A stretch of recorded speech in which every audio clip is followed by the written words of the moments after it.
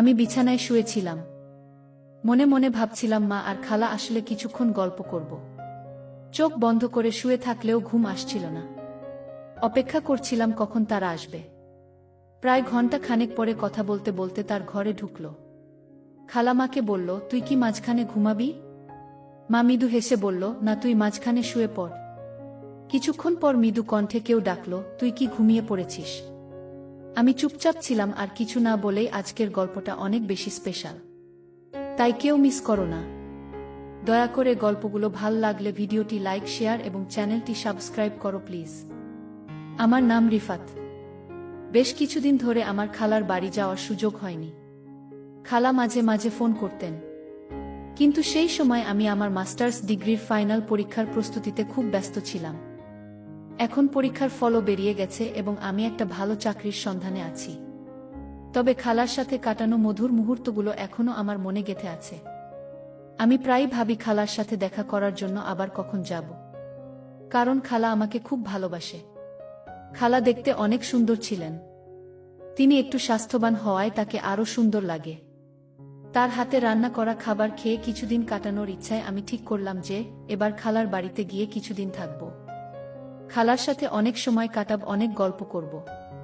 কারণ অনেক দিন থেকে খালার সাথে দেখা হয় না। অবশেষে আমার ইচ্ছা পূরণ হলো।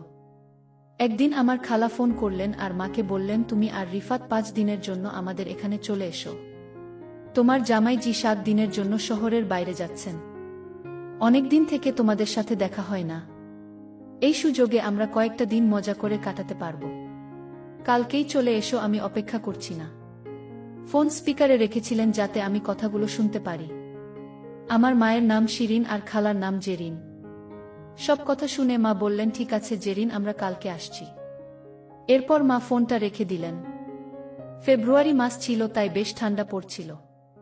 মা বললেন, রিফাত, আমরা সকাল 12টার দিকে বের হব যাতে ঠান্ডা একটু কম লাগে। তবে আমরা বাইকে যাব। আমি মাকে হ্যাঁ বলে দিলাম। এরপর মা বললেন, আমি আমাদের দুজনের কাপড়গুলো গুছিয়ে নিচ্ছি। তারপর মা তার ঘরে চলে গেলেন। আমি আমার ঘরে গিয়ে বিছানায় শুয়ে পড়লাম। বিছানায় শুয়ে ভাবছিলাম, যদি খালা মাকে সবকিছু বলে দেয় আগের দিনের কথা, তাহলে কি হবে? আর যদি মায়ের সামনে খালা আমার সাথে কোনো কিছু করে, তাহলে পরিস্থিতি কেমন হবে? এইসব ভাবনা ভাবতে ভাবতে কখন যে ঘুমিয়ে পড়লাম বুঝতেই পারলাম না। কারণ খালা আমার বন্ধু মতো ছিল। তিনি আমার সাথে অনেক ফ্রি থাকত। পরের দিন আমি আর মা সকাল বেলায় চা নাস্তা সেরে তৈরি হয়ে গেলাম। ঠিক 12টা বাজে আমরা বাইক নিয়ে রওনা হলাম খালার গ্রামের দিকে। গ্রামের রাস্তা 3 ঘন্টার ছিল। আমরা দুজনেই নিজের চিন্তায় মগ্ন ছিলাম। শহরের সীমানা ছাড়ানোর পর কাঁচা রাস্তা শুরু হলো। বাইকের পিছনের সিটটা একটু উঁচু থাকায় মা বারবার আমার সাথে ধাক্কা খাচ্ছিলেন। আমি মাকে বললাম, ভয় পেও না মা, আমাকে শক্ত করে ধরে রাখো। মায়ের বাইকে চড়ার অভ্যাস কম, তাই মা এক হাতে আমার কাঁধ শক্ত করে ধরলেন আর অন্য হাত দিয়ে আমার পায়ের উপর আঁকড়ে ধরে বসে রইলেন। বাইকটা কাঁচা রাস্তায় একটু কাঁপছিল, তাই মা পেছন থেকে আমাকে আঁকড়ে ধরেছিলেন। রাস্তায় প্রচুর গর্ত ছিল, তাই আমি বাইকটা আস্তে চালাচ্ছিলাম।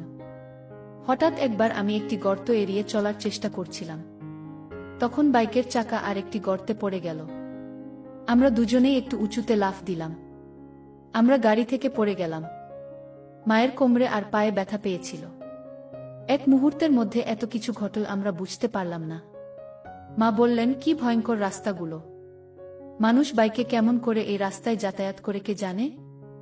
আমি মাকে বললাম, মা, বৃষ্টির কারণে রাস্তার এই অবস্থা। আর একটু এগোলেই ভাল রাস্তা পাবো। মা হেসে বললেন, ভালোই হলো। না হলে আমি ভেবেছিলাম তোর খালার বাড়ি পর্যন্ত এরকমই রাস্তা হবে। মনের মধ্যে কিছু প্রশ্ন ঘুরছিল, যেমন মা কি আসলে সব কিছু বুঝেছেন? আর যদি বুঝে থাকেন, তাহলে তিনি কেন হাত ছাড়লেন না, বরং আরো শক্ত করে ধরলেন? এসব ভাবতে ভাবতে আমরা গ্রামের কাছে পৌঁছে গেলাম। অবশেষে 3টার দিকে আমরা খালার বাড়িতে পৌঁছে গেলাম। বাইকের শব্দ শুনে খালা উঠোনে এসে হাজির হলেন। আমাদের দেখে তার মুখে খুশির ঝিলিক ফুটল।